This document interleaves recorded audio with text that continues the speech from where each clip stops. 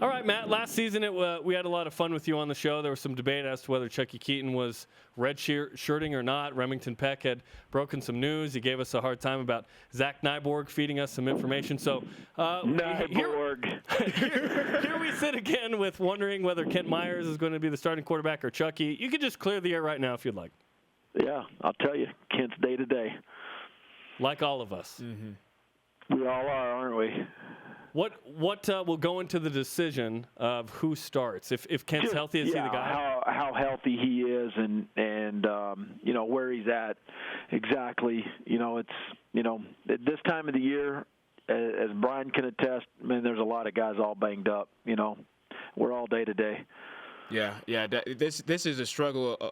More so, I think, for the coaches. I mean, players, we have a lot of bumps and a lot of bruises, and we fight through. But, as a coach, you have to go through, a lot more injuries.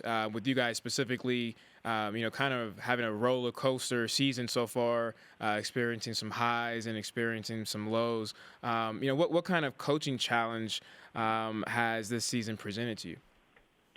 Well, that's a great question. I think trying to stay at an even keel, trying to act medium a little bit, because we have had some big wins and we've had, disappointing losses. But golly, what loss isn't? When you're a competitor, we've just lost, two out of the two times in the last few weeks here, in the last minute of the game, and so those are emotional games down to the wire, and you don't find a way to win them. And then this past week, you found a way to win one, and so it has been a little up and down in terms of that. Now you step out of conference. You end the regular season with BYU at Maverick Stadium. Do you like this game as the last game of the regular season? Well, in terms of how it fits this year, we're not playing in the Mountain West Championship game, unfortunately. So, it is what it is. So I like the way it fits now. You're able to put everything you got into it this weekend and go play it, see who wins, and then we'll both be in bowl games after that.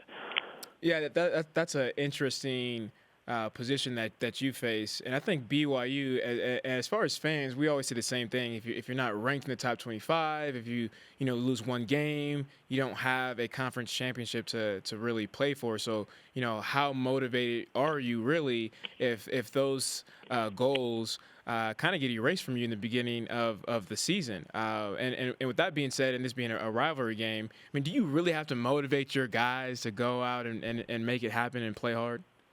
I don't have to motivate the Aggies. I mean, our guys are ready to play this week. They will be ready emotionally at 1:30 on Saturday. It's a big game to us. We will prepare, though, Brian, and do the things we do practice-wise and preparation-wise exactly the same like we do all week. But I think just the fact that it's BYU and all that, I think it just happens to be a little bit different week. Matt, last year's game was such a difference maker in the season for BYU. I'm sure for Utah State that was a big win as well. But with everything that happened and Taysom Hill goes down and whatnot, does last year's game have any bearing on this year's, or is that last year's? No, it was last year's game. I think the bearing that it has is guys gain confidence. As any competitor does, you gain confidence through success. And the guys that had success and the guys that played well, I'm sure have a good feeling going into this game this year. But once the thing kicks off, that's out the door.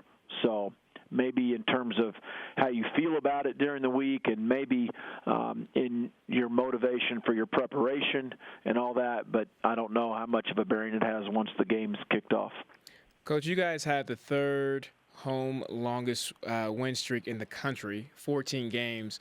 Does that add a little bit more confidence to you guys? And with that being said, why do you think you guys have been playing so well at home? Well, I think it absolutely adds confidence. I mean, I'd rather have a 14-game winning streak than a 14-game losing streak here at home. Right. And so I think our guys do have confidence here in Maverick Stadium and playing in front of their home crowd, and especially our student section, which is unbelievable. So I think, I think they have that confidence. I think it is a great home crowd atmosphere here, and we've played well. Coach, in 2010, I've said this story multiple times. I've really got my feelings hurt. It was the worst crowd by far in the history of my career, right? My entire career, even from 7 years old in Pee-wees. And the crowd was just vicious. Do you ever sit back and kind of hear some of the things that the crowd says, or do you hear stories from other teams on just the mean, nasty things that they say to get inside players' heads? You talking about here at Utah State? Yep. Mm-hmm. Well, honestly, I got those headsets on, so I don't hear most of it. But if you heard all that bad stuff, you were on the west sidelines. I think those are the people that are pretty well behaved on the other side. Yeah. Who's yelling at you over there, man? The student section. They got the radio headset on over there. BYU can relate to that on the west side. I think you have rabid fan bases in the state of Utah. I think our fans are unbelievable. They're loud. Our stadium's not as big as the other two in state, but it's right on top of you. The sound is trapped in here, and it gets loud. Our students are unbelievably awesome in their support, and they're loud, and they're proud about it. The other two stadiums in the state, I think, are tough places to play on the road. And I have gone on record. I'm saying it now. I've said it before. I think, playing in Provo and playing in Salt Lake are two of the tougher places to play that I've ever played or coached in, stadium-wise and loudness. So I think all three fan bases are very passionate about their own teams. Utah State football coach Matt Wells in his third season in Logan is on BYU Sports Nation. This week you talked about Bronson Kafusi, compared him to Goliath. What has he done to become maybe one of the elite players in college football this season? Well, I think he continues to improve his game. He is big, he's strong, athletic, rushes the passer, handles a double team very well. He's able to sit and anchor against a double team. He's twitchy off the edge. Last year they played him at the boundary linebacker. He dropped into coverage a lot. He still drops into coverage sometimes as a spy technique as a D lineman. He's just, he makes plays, and he's a beast to be able to block in one-on-one situations. Coach, how do you game plan against a player like Kafusi? I mean, as an offensive coordinator, I would assume to run opposite of him, but he's still able to make plays. So it's kind of like you win or you lose, but you lose no matter what you do. Yeah, it's been it's interesting because it always seems like BYU has a guy on the edge that you have to do that with. And you're right about running at him or running away from him. I don't know which one's better anymore.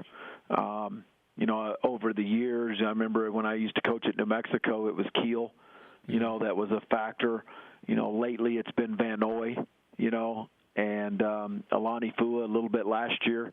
Bronson now. The edge defenders at BYU are always long and athletic, and he's right there in that range. Now, he's a bigger one of those guys, and most of those guys are backers that I was just talking about, and he's a former backer, but now he's a DN, After a 10-win season last year in which you played like 4 different starting quarterbacks, BYU now looks at a situation where they have the future in Tanner Mangum, yet Taysom Hill could possibly come back next season. Can you speak to the need for depth at that specific position and what role that played for your team last year?